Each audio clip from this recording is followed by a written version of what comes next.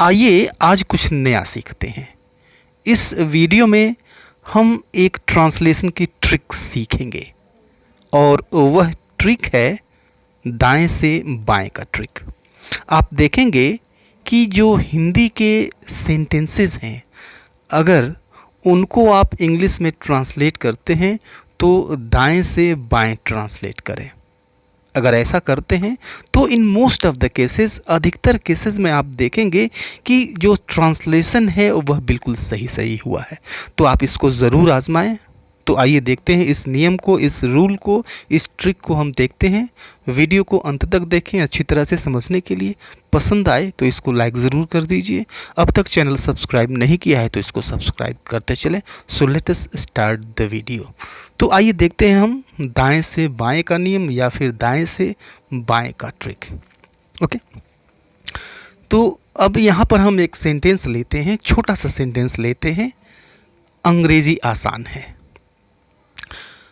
तो मैंने कहा कि आप दाएं से बाएं की ओर ट्रांसलेट करते हुआ है, तो सबसे पहले तो आप सब्जेक्ट उसमें निकाल दीजिए। तो इस तरह के सेंटेंसेस में देखेंगे तो अधिकतर सेंटेंसेस में जो फर्स्ट वर्ड होता है, इस तरह के सेंटेंसेस में वही सब्जेक्ट होता है। तो सबसे पहले आप सब्जेक्ट लिख लीजिए। तो यहाँ पर सब्जेक्ट है अंग्रेज़ी, इंग्लिश हमने लिख लिया और फिर इसको पीछे से ट्रांसलेट करिए, यानी दाएं से ट्रांसलेट करिए। यानी सबसे पहले आप हैं यूज़ करिए, इसके बाद तो इंग्लिश इज़ और आसान means easy, English is easy. ठीक है, तो यहाँ पर आपने देखा कि यह ट्रिक काम कर रही है। यह सेंटेंस सही सही ट्रांसलेट हुआ है। अंग्रेज़ी आसान है, इंग्लिश इज़ ईजी। ठीक है, अब थोड़ा सा बड़ा सेंटेंस लेते हैं। तो आतंकवाद एक अंतर्राष्ट्रीय समस्या है। आतंकवाद एक अंतर्राष्ट्रीय समस्या है। ये थोड़ा सा बड़ा सेंटेंस है इसकी अपेक्षा। अब यहाँ पर देखिए कि यह जो ट्रिक है यह काम करती है कि नहीं करती है। तो पहला वर्ड हम लिखेंगे सब्जेक्ट, मीन्स टेररिज्म।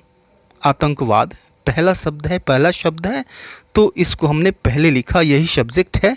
तो टेररिज्म, ठीक है, और फिर पीछे चलिए यानी दाएं चलिए, मीन्स हैं तो इज़, टेररिज्म इज़। ठीक है, अब यहाँ पर देखिए एक अंतर्राष्ट्रीय समस्या, ये चीज़ आया हुआ है। ठीक है, तो इसमें तीन शब्द हैं, तीन वर्ड्स हैं इसमें। अब देखिए इन तीन वर्ड्स के बीच कोई प्रेपोजिशन नहीं है। प्रेपोजिशन मतलब काके की, में, से, पर, को, तो ये प्रेपोजिशंस हैं। तो इन तीनों के बीच में यह प्रीपोजिशन नहीं है, क्योंकि जब प्रीपोजिशन आता है बीच में तो फिर से उसको हम पीछे से यानी दाएं से शुरू करते हैं और फिर बाएं की ओर जाते हैं। तो अगर इस तरह से एक से ज़्यादा वर्ड्स हैं और बीच में प्रीपोजिशन नहीं है तो उनको हम एक ही वर्ड मान करके शुरू से लास्ट तक लिखते हैं। यानी पहले एक लिखेंगे, फिर अंतर्राष्ट्रीय लिखेंगे, फिर समस्या लिखेंगे, मीन्स एन इंटरनेशनल प्रॉब्लम।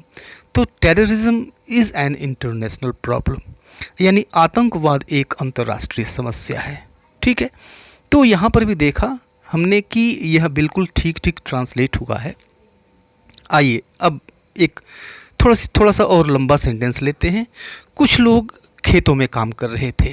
ठीक है, कुछ लोग खेतों में काम कर रहे थे, ये है पास्ट कंटिन्यूस टेंस का यह सेंटेंस है।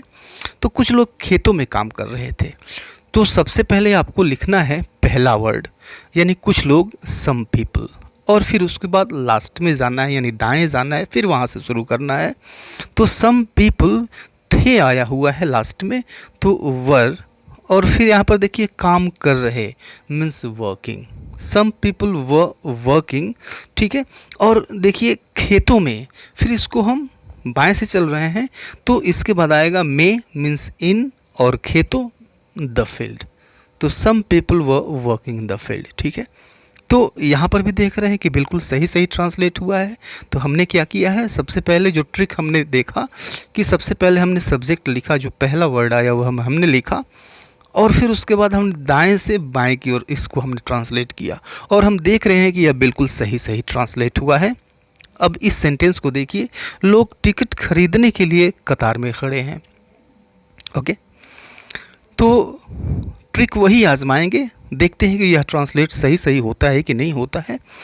तो लोग टिकट खरीदने के लिए कतार में खड़े हैं, तो सबसे पहले पहला वर्ड हम लिखेंगे पीपल, ठीक है, और उसके बाद से फिर दाएं जाएंगे।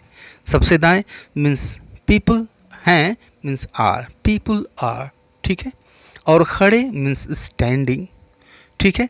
इसके बाद से देखिए में और फिर कतार, इन अ क्यू, और फिर के लिए मीन्स टू, और फिर ख़रीदना आया हुआ है मीन्स बाई, और फिर टिकट आया हुआ है टिकट्स। तो people are standing in a queue to buy tickets, लोग टिकट खरीदने के लिए कतार में खड़े हैं। अब ये देखिए सही सही ट्रांसलेट हुआ है कि नहीं हुआ है। तो हम देख रहे हैं कि ये बिल्कुल सही ट्रांसलेट हुआ है, यानी हमारा जो ट्रिक है वो काम कर रहा है, ठीक है। अब इस सेंटेंस को देखिए, मेरी ट्रेन प्लेटफॉर्म नंबर 4 पे आएगी, ठीक है। अब यहाँ पर हम देखते हैं कि यह ट्रिक काम कर रहा है कि नहीं कर रहा है। तो सबसे पहले आप पहला वर्ड लिखिए मेरी ट्रेन, माई ट्रेन, ठीक है, और यहाँ पे लास्ट में आइए, यानी सबसे दाएं आ जाइए, राइट हैंड में आ जाइए। तो यहाँ लिखा हुआ है आएगी, गी है, तो गी के लिए आप विल लगाएंगे, और आना आए इसके लिए आप कम लगाएंगे, ठीक है। और फिर देखिए पर आया हुआ है तो ऑन, ठीक है, ऑन। और फिर यहाँ पर देखिए दो वर्ड्स हैं प्लेटफॉर्म नंबर 4। अब इन दोनों के बीच में कोई प्रपोजिशन नहीं है, तो हम क्या करेंगे कि सबसे पहले प्लेटफॉर्म लिखेंगे फिर नंबर 4 लिखेंगे। तो platform number 4, my train will come on platform number 4, ठीक है, मेरी ट्रेन प्लेटफॉर्म नंबर 4 पे आएगी। देखिए क्या ये सही है? तो हाँ बिल्कुल ये सही है, ठीक है, यह करेक्ट ट्रांसलेशन है, सही ट्रांसलेशन है, my train will come on platform number 4, ठीक है। अब ये देखिए कि इस सेंटेंस को देखिए, वह मेरे पक्ष में नहीं था, नेगेटिव सेंटेंस है, वह मेरे पक्ष में नहीं था।